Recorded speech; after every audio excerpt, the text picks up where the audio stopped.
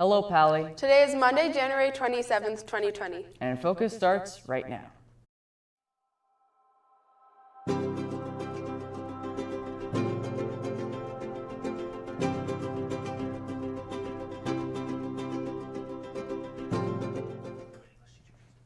A volleyball instructing position is open at Mitchell Park. A look behind the scenes of InFocus. And the death of a basketball legend. All that and more is coming up on today's show. Welcome to InFocus. I'm Jason Goldie. And I'm Yasmin Fredrikowitz. There's a lot going on around campus. Here are some important announcements from today's campus bulletin. The United States Youth Volleyball League is looking for volleyball instructors. USYVL is a nonprofit organization that runs youth volleyball programs for kids ages 7 to 15. The organization's team coaches are parent volunteers, and the paid volleyball instructors guide the parents in their coaching.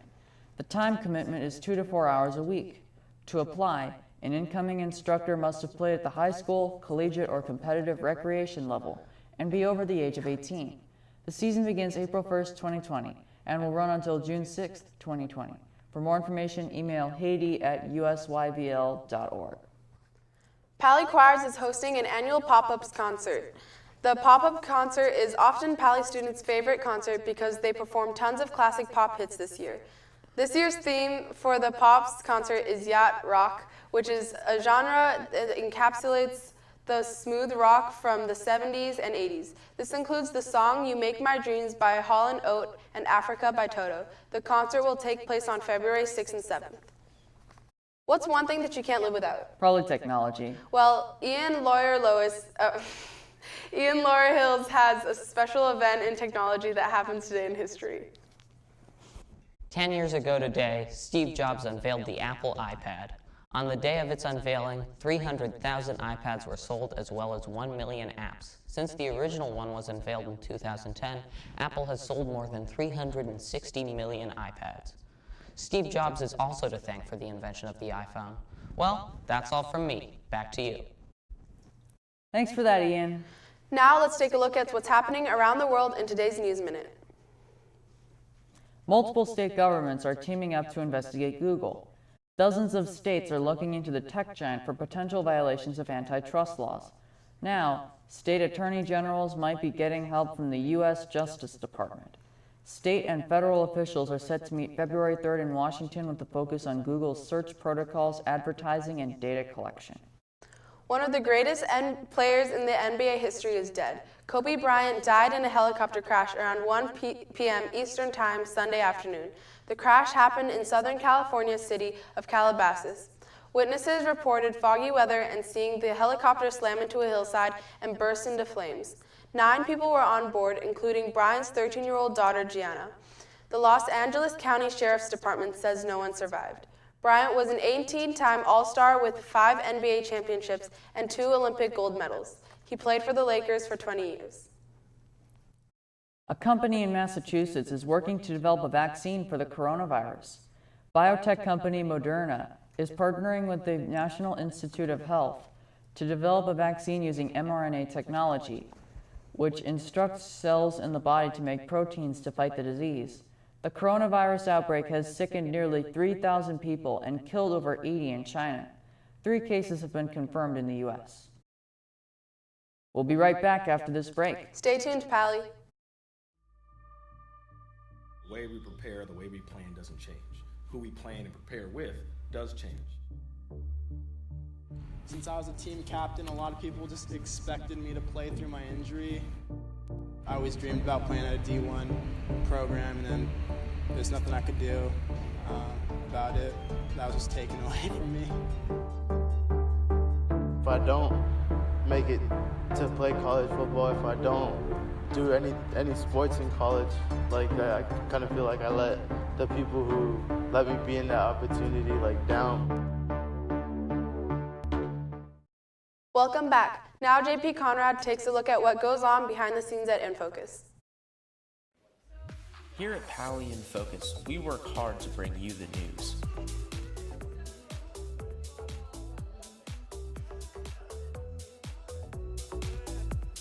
We are the best at graphics, the best at reading the news,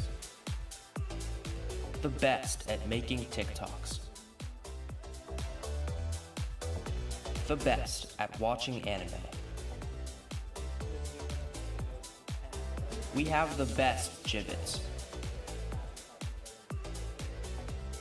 And we are the best at Crunker.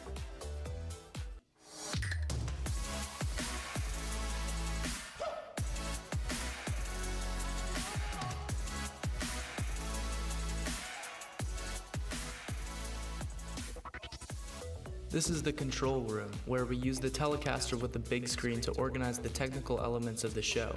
This is also where the director talks to the people on set and where the sound engineer and teleprompter person work.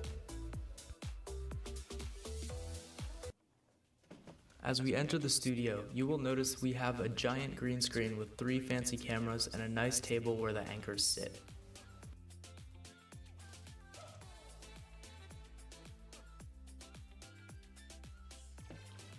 This is what it looks like when we go on air.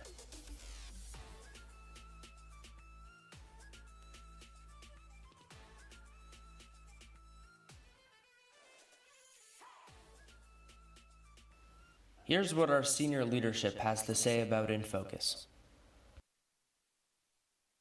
At the school. Well, the role of InFocus is really to first deliver sort of announcements that are important for everyone to know about. So, right, like that's why we have the bulletin, and that's why we have sports, right, so that everyone can kind of know how our teams are doing, just be more aware of things that are happening on campus.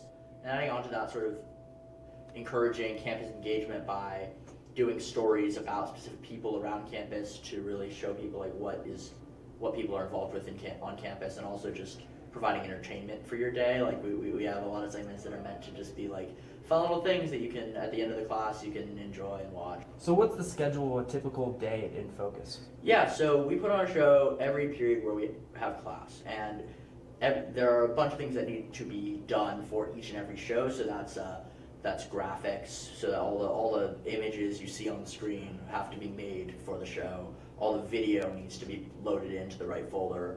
And then there needs to be a feature story or a feature segment that needs to be done. People who are responsible for doing graphics and video and whatnot are checking with the producers to make sure those are all in correctly. Usually they're not, so we have to scramble to get all that done. So it's really it's always very down to the wire, last minute, which is fun because the pressure keeps it exciting. What's your favorite part of being on InFocus?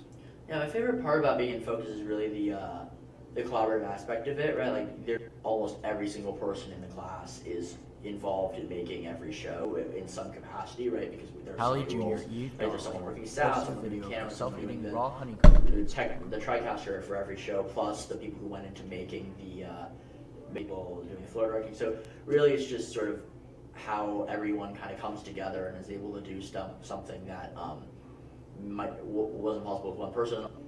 All right, thank you, Max. Yeah. From all of us at InFocus, have a great day, Jordan Middle School. Thanks for that story, JP.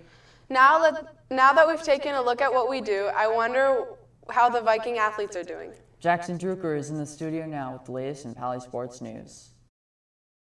How did we do? Well, thanks, Jason and Yasmin. Here are the scores from this weekend and last week. Boys varsity basketball beat Los Altos 64-52 on Friday. Then the boys JV team won 59-50. The girls varsity team, however, lost to Los Gatos 37-46, but the JV girls basketball team also lost 38-28.